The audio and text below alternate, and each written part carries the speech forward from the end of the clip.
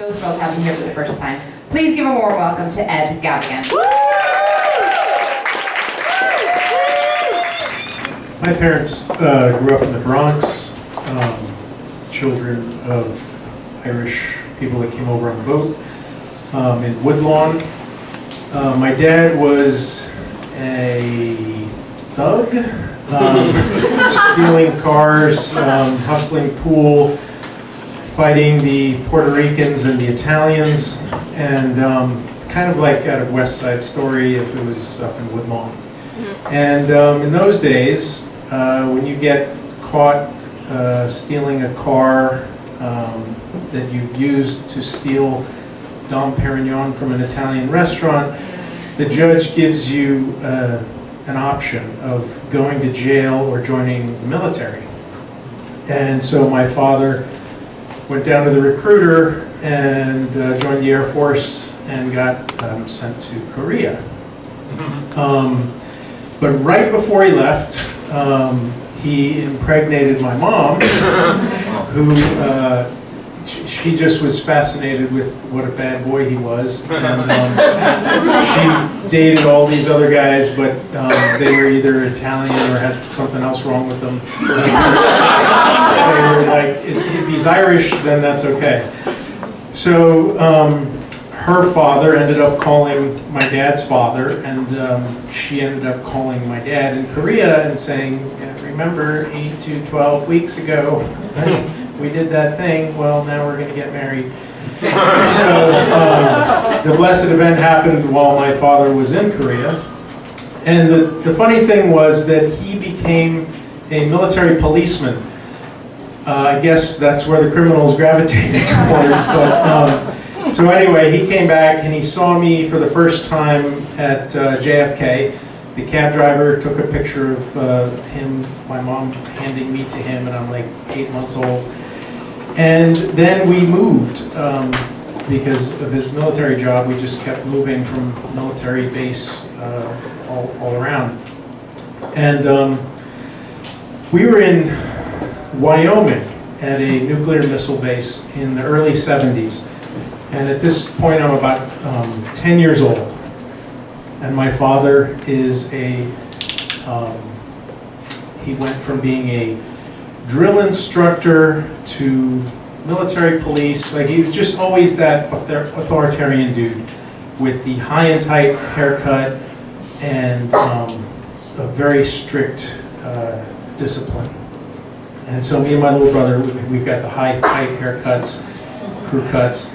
And we're in Wyoming now, and we're playing, it's like it's autumn, and we're playing Army, and it's a Saturday morning.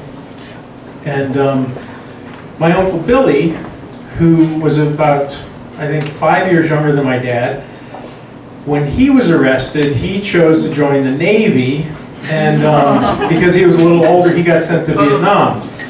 And he was in the construction battalion of the Navy, the CBs, and so he would build forward operating bases for special forces, which is basically you go and build a base, and the Viet Cong know that you're establishing a place where the soldiers are going to come to, so they're trying to kill you while you're building barracks.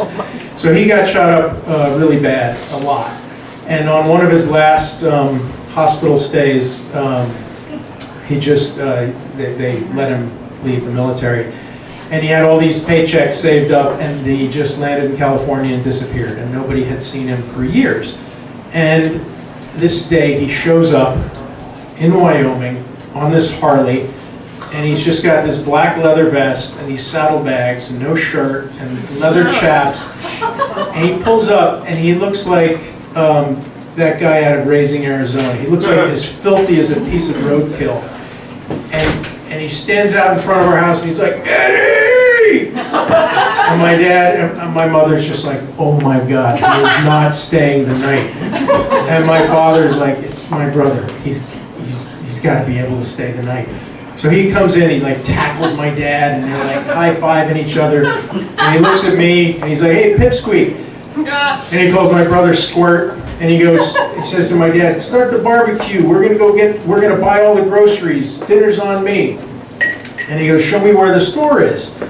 So me and my brother just look at him, and he's just terrifying looking. Like he just looks like a gang member that got kicked out of the gang for being too bad, you know? And so, but we get on our bikes. I'm on my little Stingray. We've got playing cards close pinned to the fender so it makes the clackety-clack sound. And I'm on one side, my brother's on the other side, and we're driving down the neighborhood streets of Cheyenne, Wyoming with Billy on his Harley to the Safeway to get groceries. And me and my brother are just looking at each other like, we are so cool. We're like this escort to the baddest dude in town. So we pull up outside the Safeway, and we're just looking, and we walk in, and Billy's like, you guys, I'm gonna be in the meat section. You go get the corn on the cob, get the ice cream, meet me back there. And we're just like, okay, Uncle Billy. So we go, we're getting the corn on the cob, we get the Neapolitan ice cream, you know, the red, the pink, white, and brown in a cardboard container, and we look over in the meat section, and Billy is stuffing filet mignon down his pants. And then he goes and gets a case of Budweiser, and he holds it in front of his waist, and we meet him on the line. And me and my brother looking at each other, we're like, holy shit, if they catch him, he'll kill them. And like, Dad told us, you know, remember, this is the military police dad, he's like, if I ever even think that you're gonna steal something, I'll break your arms and your legs. So we have this idea of like, we can never fuck up, we can never do anything wrong, and here we are with, you know, Satan's henchman number one. But we're just like, if we can't tell Dad, because Billy will kill Dad, we're just gonna shut up. So we go home, we cook the meal, everything. My dad's like, Billy, this is amazing, you bought filet mignon, this is incredible.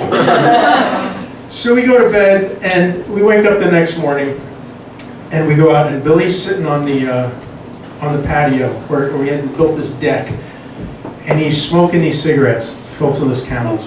And he smokes them down, and he's cracking a beer, and he'll smoke down to the end, and he'll put the beer in. He's just sitting there, and he's like, half the case is empty, and he just puts the beers right back in where he got them out, and pulls another one. Now, me and my brother are playing Army. Now, in Wyoming, most of the kids played Cowboys and Indians. But because of my dad's job, we had real police equipment. We had M1 rifles. They were all the training rifles from his squad.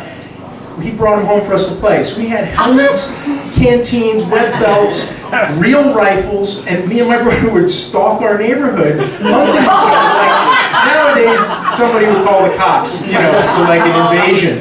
But there we were, laying in ambush for each other. And my brother, you know, he's 2 years younger than me. So I'm on the roof of the shed waiting for him, and I haven't been able to see him. And I'm looking, Uncle Billy's on the porch, and my brother comes up behind me. I totally didn't see him, and he's like, bang, bang, and I'm just laying on the shed, unprotected. So I spin around, and I scramble over the roof, and then I start shooting back at him, bang, bang, you're dead. No, I got you. So he starts saying that he got me, and I stand up, and I'm like, dude, I'm 2 years older than you. There's no way you got me. You are dead. So he starts to cry. And he's like, Uncle Billy, Eddie's dead. Billy stands up and he goes, you guys want to learn how to play war? And I'm like, hey, we could learn something. Sure. He goes, come here, get over here. Put the helmets down, put the guns down, take the canteen off. We're like, okay. He reaches up, all of a sudden this big knife comes out of nowhere. He cuts the clothesline. We've got 2 clothesline poles, and it's like a cotton line. He cuts it, cuts the length of it, makes a little noose, and then grabs me and just starts to hog tie me. And my brother starts to run. He grabs my brother, hog ties me, hog ties my brother, cuts some additional line down, and hangs me off of one clothesline pole, and hangs my brother off of the other one. Now the ropes are so tight around my wrists, which are tied behind my back. My ankles are trussed up. There's a noose around my neck, so that if I wiggle, I choke myself. And I'm hanging there, I'm looking at my brother, and he's looking at me, and we're just like, fuck, there's nothing we can do.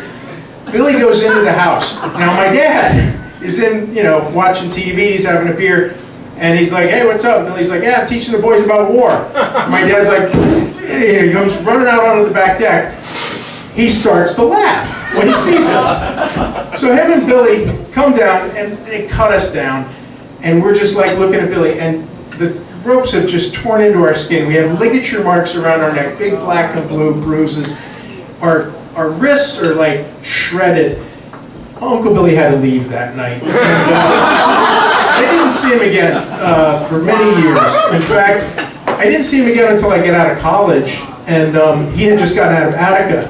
And we met in a bar. And we were, sitting there, and I hadn't seen him in so long. And he's just like, I don't think me or your dad ever told you both of you, how proud we were that day, that neither one of you cried.